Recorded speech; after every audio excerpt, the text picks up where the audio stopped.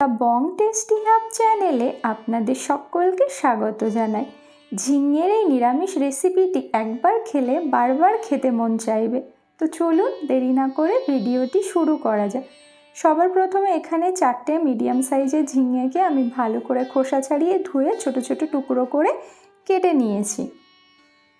এরপর আমি এখানে নিয়েছি একটা মিডিয়াম সাইজের আলু ছোট ছোট কিউব করে কেটে নিয়েছি, একটা টমেটোকে ছোট ছোট টুকরো করে কেটে নিয়েছি আর বীজগুলোকে ফেলে দিয়েছি, কয়েকটা চেরা কাঁচা লঙ্কা নিয়েছি আর নিয়েছি কিছুটা নারকেল কুচি, আর নারকেলের যে পিছনে কালো অংশটা থাকে সেটা আমি বাদ দিয়ে দিয়েছি।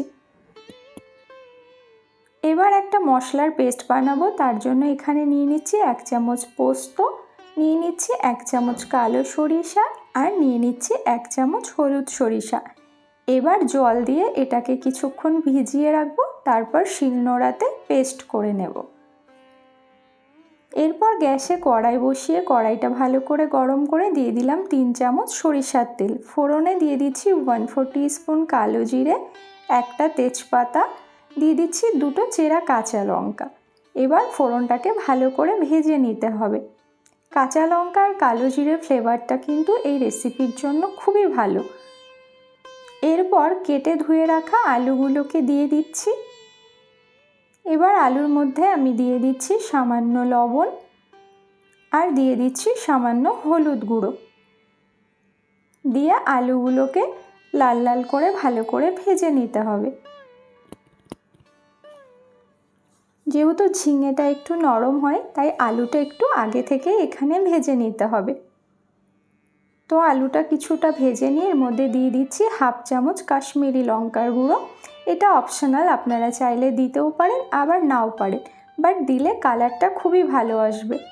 তো আলুটা এখানে আমার খুব ভালো মতো ভাজা হয়ে গেছে, দেখতেই পাচ্ছেন খুব সুন্দর লাল লাল করে ভেজে নিয়েছি। এবার আমি এর মধ্যে কেটে ধুয়ে রাখা ঝিঙেগুলোকে অ্যাড করে দিচ্ছি, দিয়ে খুব ভালো মতো করে কষিয়ে নিতে হবে।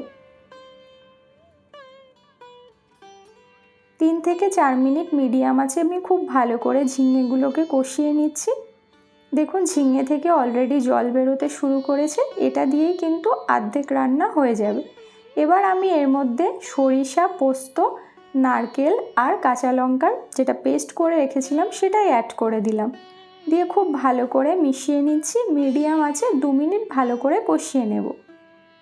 2 মিনিট ভালো করে কষানোর পরে এর মধ্যে টমেটোর টুকরোগুলো দিয়ে দিলাম।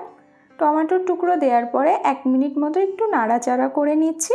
এবার আমি এর মধ্যে 1 কাপ জল ব্যবহার করছি। খুব বেশি জল দেওয়ার প্রয়োজন নেই, কারণ আলু আর ঝিঙে অলরেডি এখানে সেদ্ধ হয়ে গেছে।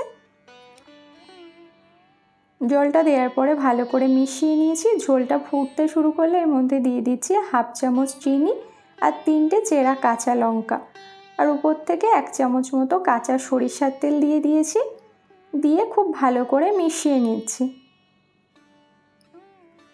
এবার আমি ঢাকা দিয়ে 5 মিনিটের জন্য রান্না করব।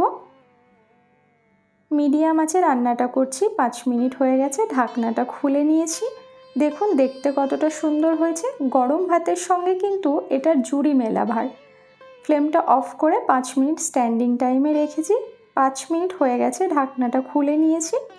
এবার এটাকে আমি একটা প্লেটে পরিবেশন করে নিচ্ছি। তো রেসিপিটি আপনাদের কেমন লাগলো অবশ্যই কমেন্ট বক্সে জানাবেন। ভালো লাগলে লাইক করবেন, কমেন্ট করবেন, শেয়ার করবেন, আর চ্যানেলে নতুন হয়ে থাকলে চ্যানেলটিকে সাবস্ক্রাইব করে পাশে থাকার অনুরোধ রইল।